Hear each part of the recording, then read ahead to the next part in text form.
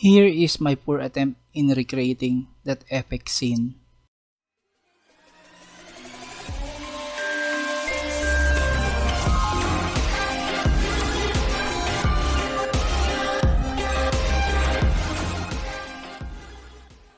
Hello viewers, welcome to my channel. Today, we're going to unbox this Apocalypse figure inspired by the classic 90s Toybiz style of packaging for Marvel figures. But before we begin, I would like to show you how this box style compares in size with other action figures in my collection, which some of them I have not opened until now. Here's how he compares with Rogue. This Rogue has been in my collection for more than a year now. Here's how he compares with Spider-Man. This is the first retro Spider-Man Hasbro released 2 years ago and I haven't opened it. Here's how he compares with the comic-based deluxe Thanos or the Infinity Gauntlet Thanos. Here is how he compares with a standard Marvel Legends 3-pack. I might do an unboxing video showing this X-Force 3-pack. Here's how he compares with a standard single Marvel Legends figure Doctor Strange. Here is how he compares with the recent packaging with no plastic window for single figures, like this first appearance of Spider-Man. Here's how he compares with the recent packaging for 2-pack with no plastic window, like this Renew Your Vows 2-pack. Here's how he compares with the G.I. Joe Classified Series standard packaging. Here's how he compares with Medical Mapex Superman. Here he is together with Dozen Model One Punch Man. Here's Apocalypse with Max Factory Pigma from the arcade fighting game Dead or Alive Kazumi. Here's Apocalypse with SH Pigworth's Dragon Ball Superhero Goku. And here is Cable together with Apocalypse Horseman Archangel. If you watched the XMen animated series back in the 90s when you were a kid, you would understand the connection of these three. Now let me show you this badass figure Apocalypse. I believe the purple and blue color scheme was inspired from the 90s X-Men animated series. Look at that menacing and maniacal face. That face is a face that only a mother could love. Apocalypse is my second best X-Men villain. This dude is an ancient being, a powerful mutant who became one of X-Men's greatest adversary. He always championing the extreme philosophy of mutant supremacy and survival of the fittest. Here is how Hasbro described Apocalypse, also known as Ensabanur, in different languages. By the way, I've been looking closely on this product shot at the back, and I have no idea why they took this shot, showing his beer belly like that. Look at that belly pat. We will try to copy that pose later when we unbox this figure. Also, this box is quite heavy, but not as heavy as the Retro Rhino figure. Next is we will try to open this figure from the bottom using only my bare hand. Now, let me put this down and adjust the camera. I will just quickly show you how to open it with care. You just need to slide your finger at the small opening at the bottom and then pull it out or rip it apart. Be careful in pulling him out. The edges of this plastic clamshell is sharp. Opening this type of packaging means there's no turning back. I already decided when I started my YouTube channel that I will open all my boxed figures, and making an unboxing video is my way of commemorating them. But if you really want to keep him inside because you think he looks way better, it's up to you. Okay, wait, let me adjust the camera. Let's continue. This figure got more accessories than the previous Build-A-Figure version. The clamshell or blister plastic looks like it comes in 2 layers. One is for the action figure and the other layer at the back is for the other accessories that came with him. Okay, let's separate them.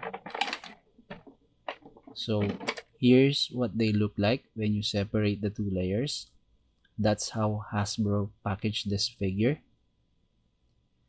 Next is, let's take a quick look at each accessories.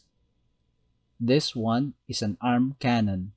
It is an accessory that the Build-A-Figure version don't have. Here's the blast effect for the arm cannon. You can plug it in any of the two holes. I wonder why they painted it red. They could have made it like a plain type color. Here's Apocalypse tubes that connects from his arm to the back of his waist. It is soft and bendable. Hasbro did not bother to use a metallic paint to make it look like the tubes from the box art. Two small pieces of blast effects which you can plug in at small holes on the arm cannon. Closed fist alternate hands. This is also the default hands of the Build-A-Figure version of Apocalypse. Here's the alternate head with closed mouth. The paint looks good and his facial expression looks like he is thinking, "You're not fit to survive, mutant. You need to be destroyed." Next, let's check the overall paint of this figure. It seemed the plastic base color is purple. There's not much to see here because the paint is very limited. It's all purple and blue. To be honest, the paint looks clean. The color scheme of Apocalypse really captured the colors from the animated series. There's nothing to complain about the paint in the figure except maybe there's no paint shading. But who needs it? Honestly, I don't like paint shading on action figures. If you're into toy photography and stop motion videos, figures with paint shading is difficult to use as your model because most of the time, paint shading contradicts the actual shade of light or natural light while taking photos. And who wants shadows painted on their costumes, right? Okay, next, let me show you his articulation from head to toe. His head can tilt left and right. His head can look up to this range. That's the limit, same as the Build-A-Figure. He can also look down, further down, as what we've seen in the product shots. Now, let's check both arms. It's the same with the back before. Single jointed elbow means limited range. The shoulder joint, oh no. Why did they do this? I can turn it 360. Limited range on elbow joint. The wrist joint is okay. The shoulder pad is hindering movement. They could have done what they did with the shoulder pads of the recent comic Ultron figure from Ursa Major Build-A-Figure set. Not like this. Now let's check the abdomen. The articulation range for the figure to stretch up is limited up to this point. He can bend down as much as this. There seem to be some waist joint. Both tie cut is okay. You can twist the leg easily. The knee joints is working fine. You can see his boot can reach his butt. Let's check the other knee. Oh no. Let's plug it back. There. It's fixed. The ankle joints are working fine. The joints overall are neither loose or stiff, like the tie cut, so it's good enough for me. Now let me attach the accessories. Here is the closed mouth alternate head. This is the alternate closed fist and tubes attached from his arm up to the back of his waist. Here is Apocalypse morphing his hand into an arm cannon and posing him like the one shown on the box art at the back. Here is my attempt on copying the promotional image at the back of the card. They don't look the same. The upper torso of my figure is much wider than the one shown on the image. See? It's probably the angle. I couldn't get it right. Now let me compare with the figures that have a history with him in the comic books. This is Mr. Sinister and Apocalypse Horseman Archangel. The Man from the Future, a Time Traveler, Cyclops' son Cable, X-Men's Rogue and Bishop. His minions during the Age of Apocalypse, Sugarman, and the Dark Beast. I no longer have the Build-A-Figure version to compare with because I sold it 2 years ago when it was selling for $120. Back then, I had a feeling Hasbro will do a repaint sooner or later. And so, here it is.